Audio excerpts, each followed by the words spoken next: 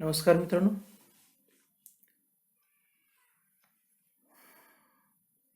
मी Shri U D Patil आपलं स्वागत करीत आहे. बी ए भाग 2 सेमिस्टर 3 भूगोल पेपर नंबर 4 साधन संपत्ती भूगोल याचा आपण अभ्यास करीत आहोत. यामध्ये आपण 4 प्रकरणांचा अभ्यास करणार आहोत. साधन संपत्ती भूगोलाची ओळख, प्रमुख साधन संपत्तीचा शाश्वत विकास व प्रात्यक्षिक भूगोल. पहिल्या प्रकरणाचा अभ्यास आपण केलेला आहे. आता दुसऱ्या प्रकरणाचा अभ्यास, प्रमुख महत्त्वाच्या साधन संपत्ती आपण अभ्यास करीत आहोत. यामध्ये आपण जल साधन संपत्ती, वन साधन संपत्ती, ऊर्जा साधन संपत्ती, मानवी साधन संपत्तीचा अभ्यास करीत आहोत. पण जल साधन संपत्तीचा अभ्यास आपण पूर्ण केलेला आहे. त्याच्यामध्ये या साधन संपत्तीचं महत्त्व, प्रकार, वितरण आपण अभ्यासलेला आहे. त्यानंतर उपयोग किंवा वापर आपण अभ्यासलेला आहे. जलसाधन संपत्तीच्या समस्यांचा आपण अभ्यास केला. नंतर आपण वन साधन संपत्तीचे वितरण आपण 3 प्रकारामध्ये केलेलं आहे: जंगले, गवताळ प्रदेश व वाळवंटी समूह. त्याच्यामध्ये जंगलांचं आपण वितरण आपण अभ्यासलं. त्याच्यानंतर आपण वन साधन संपत्तीमध्ये वितरणामध्ये गवताळ प्रदेशांचं वितरण आपण अभ्यासलं. त्याच्यानंतर आपण वन साधन संपत्तीचा जो काही उपयोग आहे किंवा प्रत्यक्ष वापर आहे त्याचाही आपल्याला अभ्यास करावयाचा आहे. यामध्ये मित्रांनो आपण वाळवंटांचाही अभ्यास आपण केलेला आहे. वाळवंटांचं वितरण आपण अभ्यासलं. उष्ण कटिबंधीय वाळवंटी किंवा शीत वाळवंटी ह्याचाही अभ्यास आपण केला. आणि या वनसाधन संपत्तीच्या शेवटच्या टप्प्यामध्ये आपण आहोत की वनसाधन संपत्तीचा प्रत्यक्ष उपयोग किंवा वापर आपण अभ्यासणार आहोत. आणि शेवटी आपल्याला अभ्यासायचं आहे की वनसाधन संपत्तीच्या समस्या आपण अभ्यासायच्या आहेत. यामध्ये वनसाधन संपत्तीचा प्रत्यक्ष उपयोग, यामध्ये पहिला उपयोग जो आहे अन्नांचा पुरवठा. वनांच्या मधून आपल्याला फळे, कंदमुळे किंवा इतरही गोष्टींचा, जसं प्राण्यांचं जे काही मांस, या गोष्टींचाही आपल्याला निश्चितपणे उपयोग होतो. हाही अन्नांचा उपयोग आपल्याला या ठिकाणी सांगता येतो. याशिवाय आपण फळांचाही उपयोग, मी आता सांगितलं फळे आणि कंदमुळे, याचाही उपयोग आपण अन्न म्हणून करतो. हा उपयोग, जो वनांचा जो काही उपयोग आहे, हा प्रत्यक्ष उपयोग अन्न. आता या अन्नाच्या पुरवठ्यामध्ये आणखीन एक महत्त्वपूर्ण गोष्ट, अन्न साखळीचा या ठिकाणी नामोल्लेख करण्याची अत्यंत गरज आहे. या अन्न साखळीमध्ये आपण वनस्पतींचा जो रोल आहे, हा रोल अत्यंत महत्त्वपूर्ण आहे.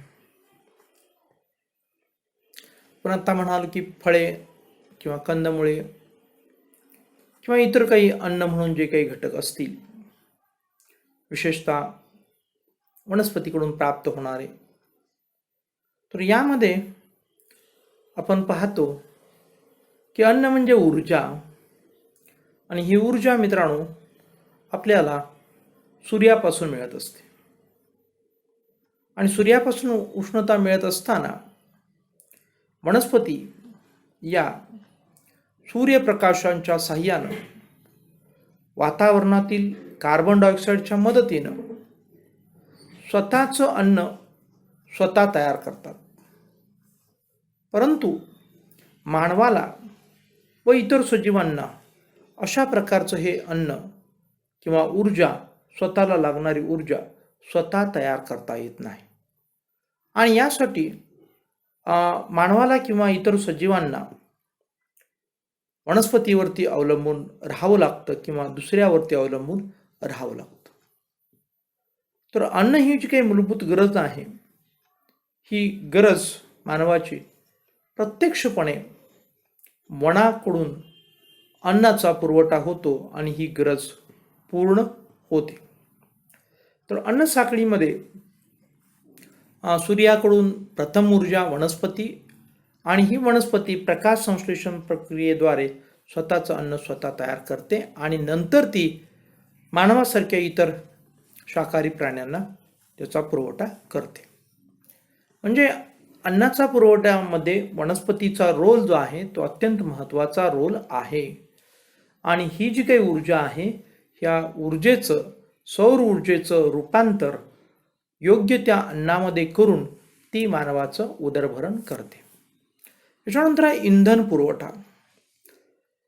पूर्वीपासून लाकडाचा वापर आपण स्वयंपाकासाठी सरपण म्हणून करीत आहोत किंवा पूर्वीच्या काळी कारखान्यात इंधन म्हणूनही केला जात असे किंवा फार पूर्वी गाडलेल्या ज्या काही वनस्पती आहेत त्या गाडलेल्या वनस्पतीपासून आज आपल्याला दगडी कोळसा इंधन रूपामध्ये लागतो.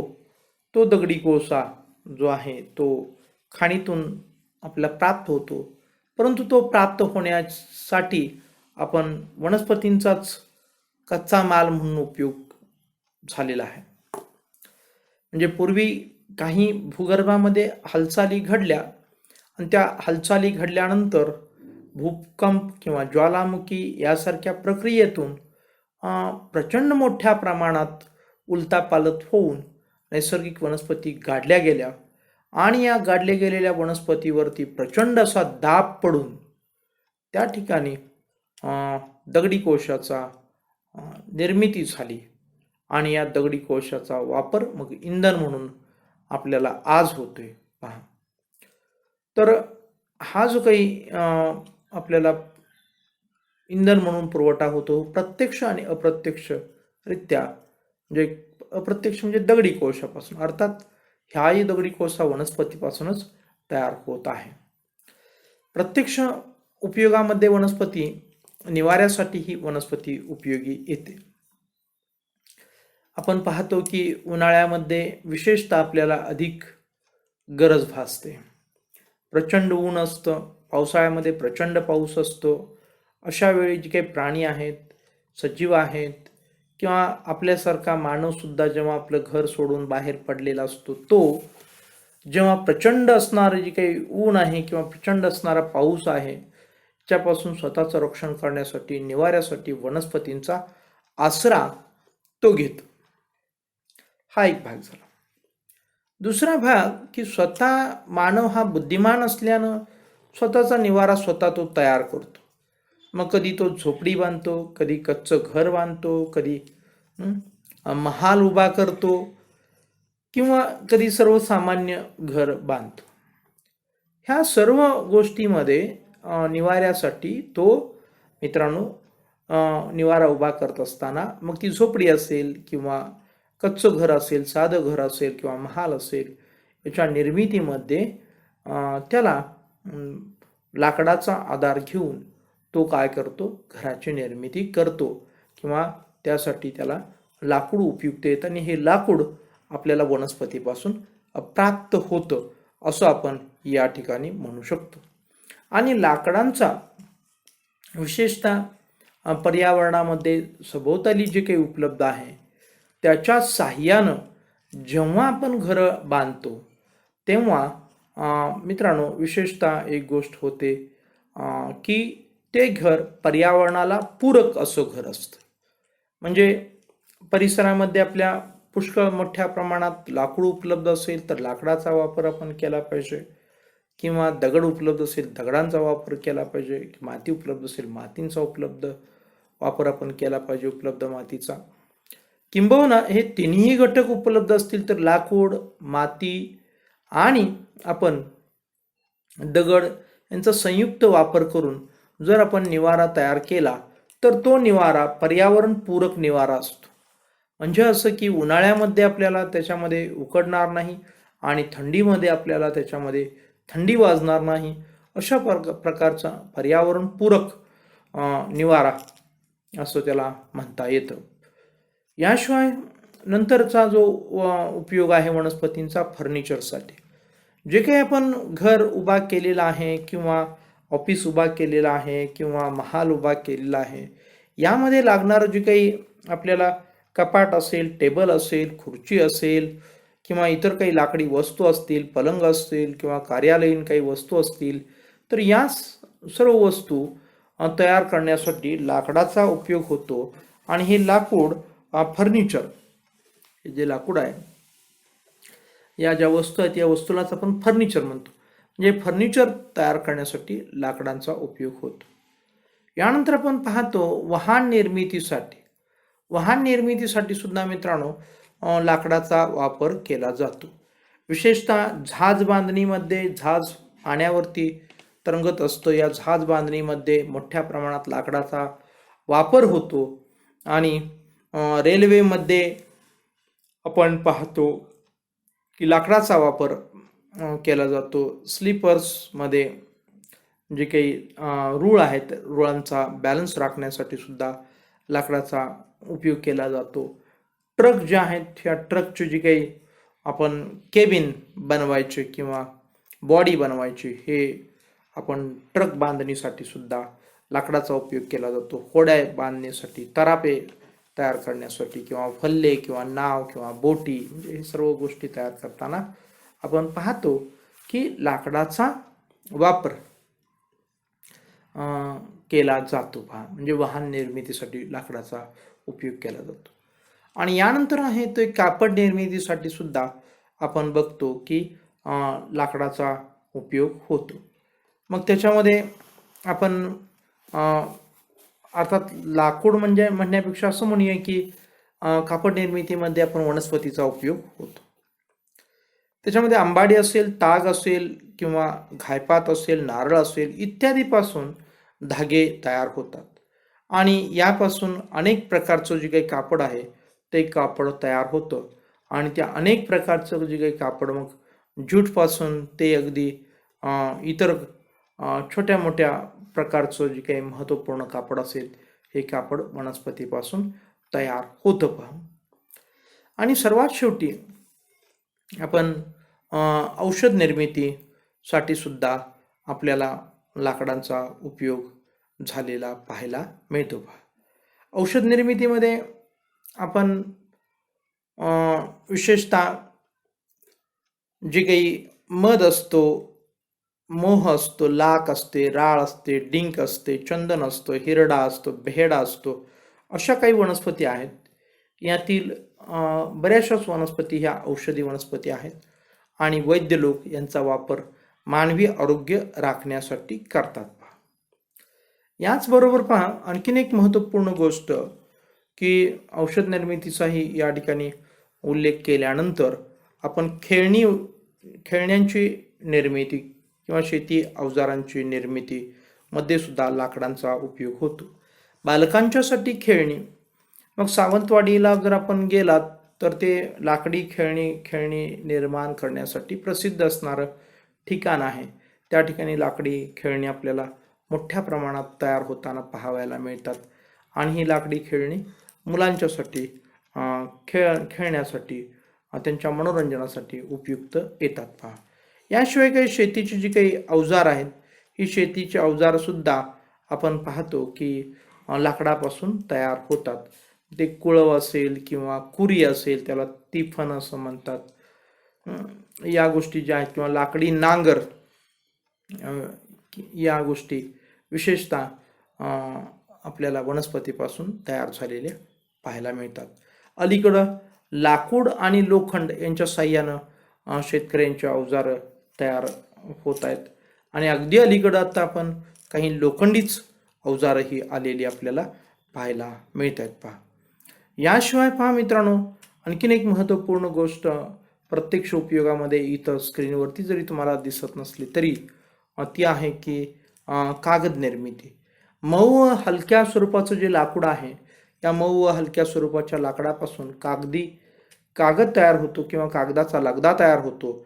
आणि त्यापासून आपल्याला हव्या त्या क्वालिटीमध्ये कागद तयार केले जातात या मऊ मुलायम लाकडापासून, आणि यासाठी विशेषतः सूचीपर्णी अरण्यातील वनांचा उपयोग होतो. बांबूंचाही उपयोग केला जातो. तर हे कागद निर्मितीसाठी सुद्धा आपण पाहतो की या वनस्पतींचा उपयोग आपल्याला होतो. आणि हे सर्व उपयोग जे आहेत मित्रांनो, हे प्रत्यक्ष उपयोग आहेत. अप्रत्यक्ष उपयोगामध्ये आपण जर पाहिलं तर खूप अप्रत्यक्ष उपयोग सुद्धा भरपूर आहेत. याचीही आपण या ठिकाणी चर्चा करणं आवश्यक आहे. यामध्ये अप्रत्यक्ष उपयोगामध्ये सम हवामान किंवा पर्जन्याची विपुलता, यालाच आपण दुसऱ्या शब्दामध्ये, दुसऱ्या भाषेमध्ये असंही म्हणू शकतो की भौगोलिक जे काही पर्यावरण आहे त्याचं संतुलन. आपण हे संतुलन राखण्यासाठी वनस्पतींचा उपयोग खूप मोठ्या प्रमाणात होतो. जेव्हा वनस्पती एखाद्या भौगोलिक प्रदेशामध्ये 33% नैसर्गिक वनस्पती उपलब्ध असेल तर त्या ठिकाणी खाली त्याचा आपण उल्लेख करणार आहोत पर्यावरणाच्या संदर्भात बोलताना. परंतु या ठिकाणी सम हवामानामध्ये सुद्धा हाच उल्लेख आपल्याला करावा लागतो की नैसर्गिक जे काही संतुलन राखण्यासाठी या 33% वनस्पती जर उपलब्ध असतील तर अशा भागामध्ये हवामान जे आहे हवामान सम. या ठिकाणी समान स्वरूपात हवामानचा अर्थ दोन होतात सम हवामानामध्ये. याच्यामध्ये विशेषतः आपण तापमानामध्ये जे मिनिमम आणि मॅक्झिमम, ज्याला कमाल आणि किमान तापमान असं म्हणतो, हे तापमान आहे, यामध्ये फारसा फरक नसतो. याला सम हवामान भौगोलिक भाषेमध्ये शब्दशः म्हटलं जातं. परंतु याचा दुसराही इथं अर्थ अभिप्रेत आहे वनस्पतींच्या संदर्भात की जे काही हवामान त्या प्रदेशाचं असेल ते सारखंच ठेवणं. म्हणजे मित्रांनो, भारतामध्ये विशेषतः आपण 3 ऋतू अनुभवतो. त्या ऋतूंचं नाव आहे की उन्हाळा, हिवाळा आणि पावसाळा. हे 3 ऋतू आपण अभ्यासतो किंवा अनुभवतो. तर हे प्रतिवर्षी आपल्याला हे 3 ऋतू अनुभवायलाच मिळणं म्हणजे सम हवामान असंही दुसऱ्या शब्दामध्ये याचा अर्थ होतो. असा अर्थ आता अलीकडच्या काळामध्ये का काढण्याची गरज आहे? कारण हवामान हे जलदरित्या बदलत चाललेलं आहे की पावसाळ्यामध्ये पावसाळ्याची लक्षण नसतात, तर उन्हाळ्यामध्ये उन्हाळ्याची लक्षण नसतात, तर हिवाळ्यामध्ये हिवाळ्याची लक्षण नसतात. म्हणजे उन्हाळ्यामध्ये पाऊस पडू लागतो किंवा आपण पावसाळ्यामध्ये प्रचंड असा ऊन पडू लागतं आणि हिवाळ्यामध्ये आपल्याला ऊन आणि पाऊसही अनुभवायला मिळू शकतो, असंही चित्र पाहायला मिळतं.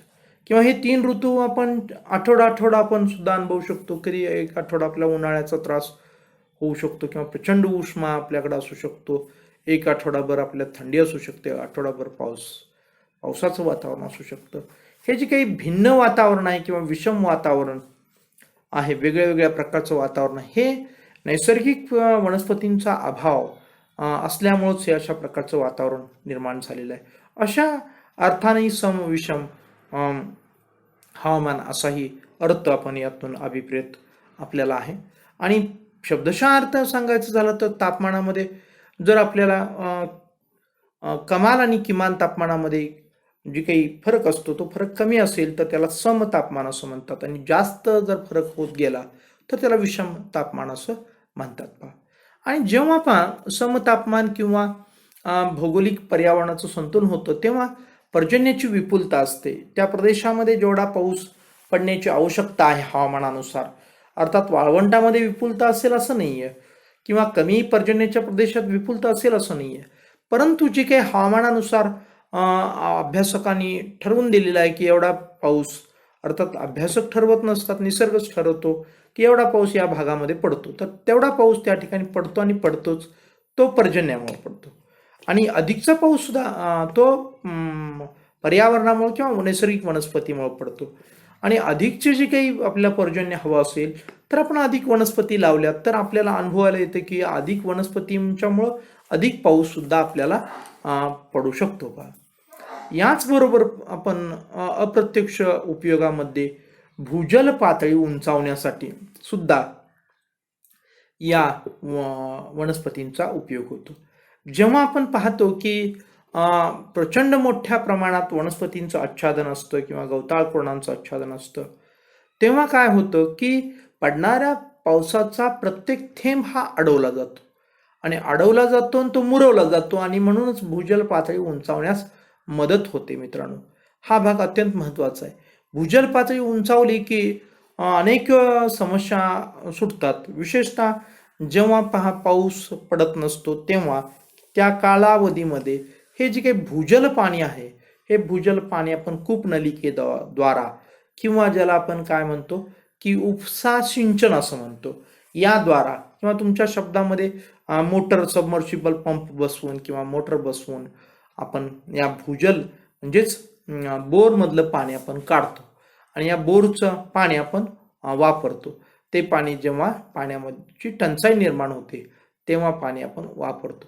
तर हे जे काही भूजल पाण्याची पातळी उंचावण्याची जी काही प्रक्रिया आहे, ही प्रक्रिया नैसर्गिक वनस्पतीमुळे आणि गवताळ कुरणांच्यामुळे होते आणि ही जर नैसर्गिक वनस्पती आणि गवताळ कुरण नसतील तर या भूजल पाण्याची पातळी सततच्या उपशामुळं खाली खाली खाली जात राहते मित्रांनो आणि त्यामुळं अनेक समस्या निर्माण होतात. याशिवाय अप्रत्यक्ष उपयोगामध्ये पुराच्या पाण्यावर नियंत्रण ठेवण्यासाठी अर्थातच पूर येण्या पाठीमागं दोन महत्त्वपूर्ण कारणं असतात. ती महत्त्वपूर्ण कारणं कोणती असतात तर त्याच्यातील पहिलं पाणी आहे की पावसाचा थेंब पडल्याबरोबर तो पळत धावत प्रवाह प्रणालीमध्ये जाऊन सामील होतो. म्हणजे ओढा ओहोळ, ओहोळ ओढा, नाला, नदी आणि समुद्र अशा प्रकारे जर झालं तर मग त्या ठिकाणी पूर लवकर येतो.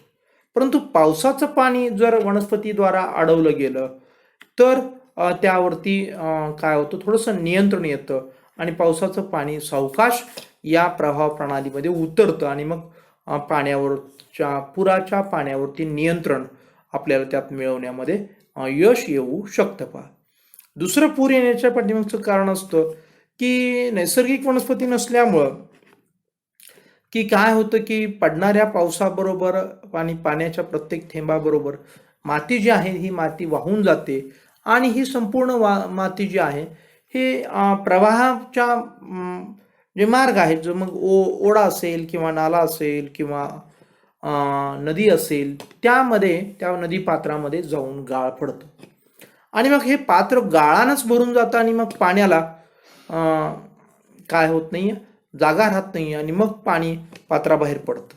अशा प्रकारे मग काय होतं की पूर येतात. हे पूर येण्याची प्रमुख दोन कारणं आहेत. आणि मित्रांनो, जेव्हा आपण पाहतो की नैसर्गिक वनस्पती मोठ्या प्रमाणात उपलब्ध असेल तर ही दोन कारणची गती मंदावते. म्हणजे पडलेल्या पावसाचं पाणी धावत जाऊन प्रवाह प्रणालीत सामावलं जात नाही, तर ते सावकाश पाणी जातं आणि त्यामुळे भूजल पाण्याची पातळी तर उंचावतेच आणि पुराच्या पाण्यावरती नियंत्रण येत होतं.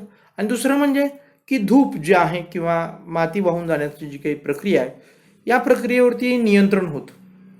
आणि म्हणून आपण बघतो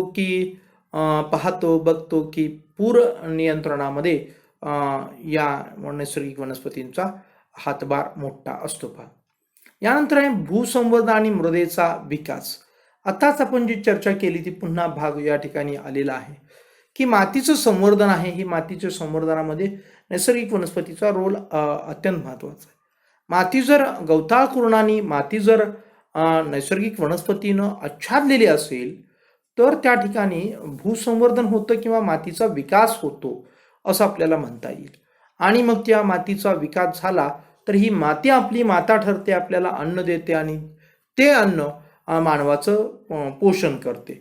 आणि म्हणून अप्रत्यक्षरित्या आपण पाहतो की हे माती आपली काय आहे, माता आहे.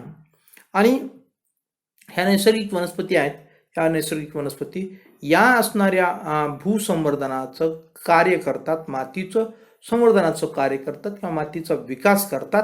आणि म्हणून आपण म्हणूया की आपल्या जननीचा विकास करतात, अन्नदात्रीचा विकास करतात आणि आपल्याला अन्न पुरवठा मग मोठ्या प्रमाणात होऊ शकतो. याचबरोबर पहा की वनांचं इतकं अनन्यसाधारण महत्त्व आहे. प्रत्यक्ष आणि अप्रत्यक्ष आपण पाहतोय की वेळेच्या अभावी आपण अगदी संक्षिप्त पाहतोय, परंतु याचं महत्त्व शब्दात व्यक्त करता येणार नाही इतकं प्रचंड महत्त्व आपल्याला या ठिकाणी सांगता येतं. ही जी काही वनं आहेत किंवा ही जी काही जंगलं आहेत किंवा ही नैसर्गिक वनस्पती आहे, हे फक्त मानवासाठीच उपयुक्त आहे असं नाही आहे, तर वन्य पशु पक्ष्यांचं आश्रयस्थान आहे. मानव हा बुद्धिमान प्राणी आहे, तो स्वतःच्या जीवावरती आपलं आश्रयस्थान निर्माण करतोय आणि आपलं अस्तित्व टिकवण्यासाठी आपल्या बुद्धीचा वापर करतोय, आपलं अस्तित्व टिकवून ठेवतोय. परंतु बिचाऱ्या जी काही पशुपक्ष्यांना या वनांच्या शिवाय दुसरा कशाचाही आश्रय नाही आहे. आणि म्हणून जी काही वनं आहेत किंवा नैसर्गिक वनस्पती आहेत, हे नैसर्गिक वनस्पती पशुपक्ष्यांचं आश्रयस्थान आहेत, हे आपण या ठिकाणी विसरून चालणार नाही. याशिवाय पर्यटन स्थळांच्या विकासामध्ये वनस्पतींचा अत्यंत महत्त्वपूर्ण भाग आहे. मग एखादं बंजर असणारी भूमी आहे, तिला अत्यंत सुंदर बनवायचं असेल तर ते सुंदर बनवण्यामध्ये सुद्धा नैसर्गिक वनस्पतींचा हातभार हा महत्त्वाचा असतो. किंवा जी काही वनं आहेत ती वनं सुद्धा पर्यटन स्थळ म्हणून आपल्याला उपयुक्त येतात आणि त्या ठिकाणी या क्षेत्राला भर येते. आणि पर्यटन म्हटल्यानंतर प्रत्यक्ष अप्रत्यक्षरित्या मानवाच्या अनेक ॲक्टिव्हिटीज त्या ठिकाणी होतात. मग आर्थिक प्रक्रिया असेल किंवा इतरही काही गोष्टी असतील, त्या गोष्टी त्या ठिकाणी क्रियाशील होतात आणि मानवाचा तो जो काही व्यवसाय आहे तो सुजलाम सुफलाम होतो. याशिवाय सुद्धा की मानवाला जी काही गरज आहे की मनोरंजनाची किंवा नैसर्गिक सहवासाची, त्या गोष्टी या ठिकाणी पूर्ण होतात आणि हे पूर्ण होतात या पर्यटन स्थळांच्यामुळे होतात. आणि पर्यटन स्थळांच्या ठिकाणी नैसर्गिक वनस्पती असणं आणि नैसर्गिक वनस्पती हे प्रमुख आकर्षण असतं, हे मित्रांनो विसरून चालणार नाही. त्याच्यानंतर पर्यावरण संतुलन हा भाग आत्ताच आपण पाहिलं की विशेषतः पर्यावरणामध्ये आपण बघतो की ऑक्सिजन आणि जी काही कार्बन डायऑक्साईड असे दोन वायू आहेत. तर कार्बन जर वाढत गेला तर काय होतं मित्रांनो की प्रचंड मोठ्या प्रमाणात जी काही उष्णता आहे ही उष्णता निर्माण होते. आणि ही उष्णता निर्माण झाल्यामुळं प्राणी आणि मानव आणि पक्षी किंवा नैसर्गिक वनस्पती यांनासुद्धा आपलं जीवन जगणं असह्य होऊन जातं, अस्तित्व टिकवणं असह्य होऊन जातं. मग याचं कुठंतरी संतुलन राखलं पाहिजे. आणि हे संतुलन राखण्याची व्यवस्था निसर्गानं करून ठेवलेली आहे. याला आपण पर्यावरणीय संतुलन असं म्हणतो. जे काही प्राणी आहेत ते प्राणी काय करतात, आपल्याला लागणारा जो काही ऑक्सिजन आहे तो पर्यावरणातून घेतात किंवा वातावरणातून घेतात आणि ते कार्बन डायऑक्साईड बाहेर सोडतात. आणि वनस्पती कार्बन डायऑक्साईड वायू घेतात आणि ऑक्सिजन बाहेर सोडतात. अशा प्रकारचं पर्यावरणीय संतुलन या ठिकाणी राखलं जातं. म्हणजे हे पर्यावरणीय संतुलन राखण्यासाठी नैसर्गिक वनस्पतींचा जो रोल आहे हा रोल अत्यंत महत्त्वपूर्ण आहे. आणि म्हणून त्या नैसर्गिक वनस्पती असतील तर आपोआपच या जी काही कार्बन डायऑक्साईड आणि ऑक्सिजनचे जे काही संतुलन आहे ते संतुलन राहतं आणि त्या ठिकाणी आल्हाददायक जे काही वातावरण आहे ते वातावरण राहतं. याशिवाय पहा आणखीन एक महत्त्वपूर्ण गोष्ट की या नैसर्गिक वनस्पती असतील तर मग त्या ठिकाणी भौगोलिक संतुलन, वेळ म्हणजे तापमान योग्य असतं, आर्द्रता योग्य असते किंवा ज्या ज्या काही गोष्टी आहेत त्या योग्य असतात आणि मग त्या ठिकाणी पर्जन्यसुद्धा योग्य असतं. सर्व काही गोष्टी आनंदी आनंद गडे, जिकडे तिकडे चोहीकडे अशी परिस्थिती आपल्याला अनुभवायला मिळते. पहा यानंतर वनस्पतींचा जो काही अप्रत्यक्ष उपयोगामध्ये शाश्वत विकासाकरिता सुद्धा वनस्पती अत्यंत महत्त्वाच्या आहेत. आपण पाहतो की दिवसेदिवस मानवाला विज्ञान अधिक प्रिय होत चाललेले आहे, चांगली गोष्ट आहे. परंतु हे प्रिय होत असताना त्याच्यामध्ये एक भ्रम उत्पन्न होत चाललेला आहे.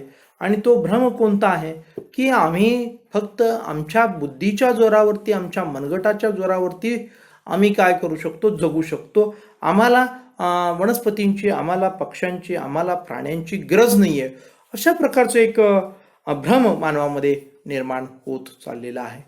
परंतु या भ्रमातून आपण बाहेर आलं पाहिजे आणि भविष्यकाळातल्या ज्या काही पिढ्या आहेत किंवा वर्तमान काळातली जी काही पिढी आहे, आपण सर्वजण आहोत, यांचं जर काही आपल्याला अस्तित्व टिकवून ठेवायचं असेल तर आपल्याला वनांचं संवर्धन हे करायला पाहिजे. आणि वनांचं संवर्धन केलं तर पर्यावरणाचं मग संवर्धन होईल किंवा संतुलन राहील आणि मग त्या ठिकाणी शाश्वत विकास होईल. मग ते पर्यावरणाचा शाश्वत विकास असेल, वातावरणाचा शाश्वत विकास असेल, किंवा नैसर्गिक वनस्पतींचा शाश्वत विकास असेल, पशुपक्ष्यांचा शाश्वत विकास असेल, आणि किंबहुना आपला सुद्धा शाश्वत विकास त्या ठिकाणी होईल. अन्यथा आपल्याला आपण जर असंच भ्रमात राहिलो की विज्ञान सर्व काही करणार आहे, आम्हाला वनस्पतींची गरज नाही, आम्हाला प्राण्यांची गरज नाही, आम्हाला पक्ष्यांची गरज नाही, आम्हाला पर्यावरणाची गरज नाही, आम्हाला वातावरणाची गरज नाही, अशा प्रकारची जर उद्धटपणा आपण करत राहिलो आणि सतत आपण वनस्पतींचा ऱ्हास करत राहिलो, वनस्पती तोडत राहिलो, तर मित्रांनो खूप मोठ्या प्रमाणात जी काही समस्या निर्माण होतील आणि त्या समस्यांना आपल्याला भयानकपणे किंवा भयावह स्वरूप प्राप्त होईल. आणि त्या भयावह स्वरूपामध्ये आपल्याला आपलं अस्तित्व टिकवणं, आपलं मानवाचं अस्तित्व मानवाला टिकवणं सुद्धा अवघड होऊन जाईल. आणि पर्यावरणाचं तर मग अस्तित्व अगोदरच संपुष्टात आलेलं असेल पहा. आणि म्हणून हे सर्व टाळण्यासाठी शाश्वत विकासाकरिता नैसर्गिक वनस्पतींचा उपयोग जो आहे हा अनन्यसाधारण उपयोग आहे. आणि म्हणून त्याची जोपासना, त्याचं जतन, त्याचं आपण संवर्धन केलं तर भविष्यकाळ उज्ज्वल असेल, सुजलाम सुफलाम असेल. अन्यथा आपल्याला भविष्यकाळ हा अंधकारमय असेल. तेव्हा आपणच वेळीच जागृत होऊन आपण वृक्षारोपण करूया, वृक्षांचं संगोपन करूया आणि वृक्षतोड टाळूया. आणि आपण मानवाबरोबर इतर पशुपक्ष्यांना आणि सजीवांना, वनस्पतींनाही जगण्याचा अधिकार आहे, याचंही आपण भान ठेवूया. या ठिकाणी आपण थांबूया. धन्यवाद.